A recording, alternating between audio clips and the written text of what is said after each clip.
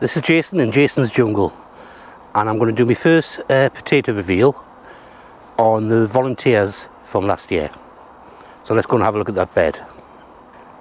So this is the potato bed that is from volunteers from last year. It could be that the Charlottes, they could be Nicolas, they could be Jemsons, they could be Pentland Javelins. I have no idea, it's a mix. Yeah, you can tell some have white flowers, some had purple flowers, so there's a mix of different things in here. But I'm going to dig these out because we've run out of spuds at home and I'm going to need the bed soon. And we'll see what we get. So I'll just pop you to the side and I'll get on with digging.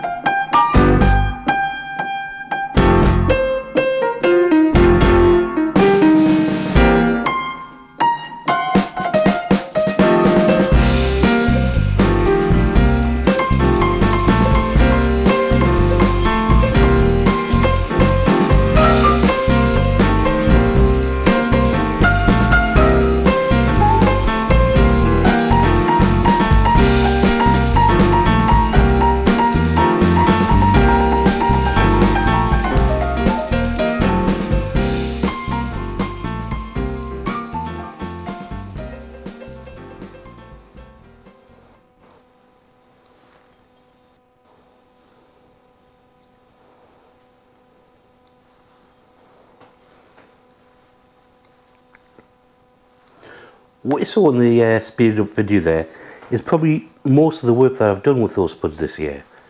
I think I threw a little bit of grass mulch over at the beginning of June, end of May, and possibly dropped a hosepipe on it a couple of times in the year, in the last month.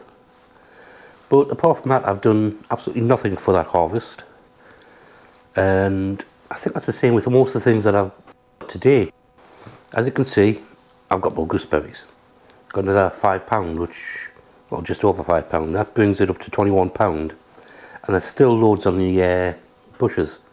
So I might get another, £4 or £5 off of it. But as well as that, the strawberry plants have been whacking out loads of strawberries. They're at least 5 years old now, and they should have been replaced. But every year I keep saying I'm going to replace them, and every year that gives a bumper harvest. I guess I'm worried if I put more vigorous plants in that I'm going to get far too many strawberries. The raspberries, they've been whacking out loads as well. With the soft fruits, I've been supplying 5 households with fresh fruits each week.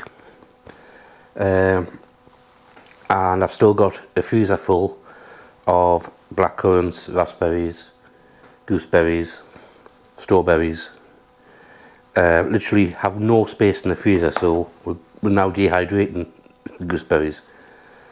And then those spuds. Now those spuds, as I said, were left over last year, the volunteers.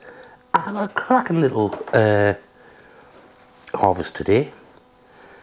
I got £18 Yeah, £18. And for absolutely no work really, you know, apart from harvesting, that's a decent amount of food. Just goes to show that, you know, you can get reasonable amounts of crops for very little work. You just got to be willing to not follow the rules sometimes. Because normally they'd say, oh, take out all volunteers that come, plant something else in there, you know, crop rotation. But the plants were healthy last year, so they're healthy this year.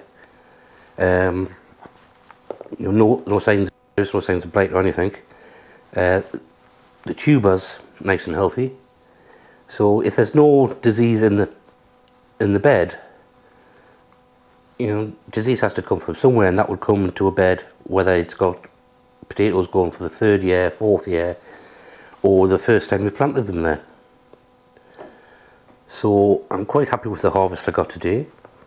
As I said, everything's been grown by itself, and you know, nothing wrong with volunteer crops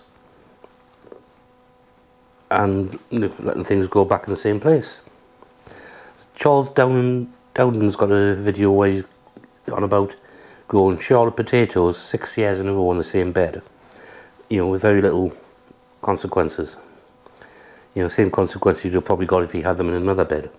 And I think, you know, if the plants are healthy when they're in there, there's no reason the next year shouldn't be healthy. Of course, if they did get disease, then you might want to swap plots. You don't want to do it 2 years in a row, but the crop this year, nice and healthy and really tasty. I just had them for tea, and very happy with what I've got. So I've got lots of these to do. I've got my cup of Horlicks and a bottle of gin, and I will see you in the next video. See you later.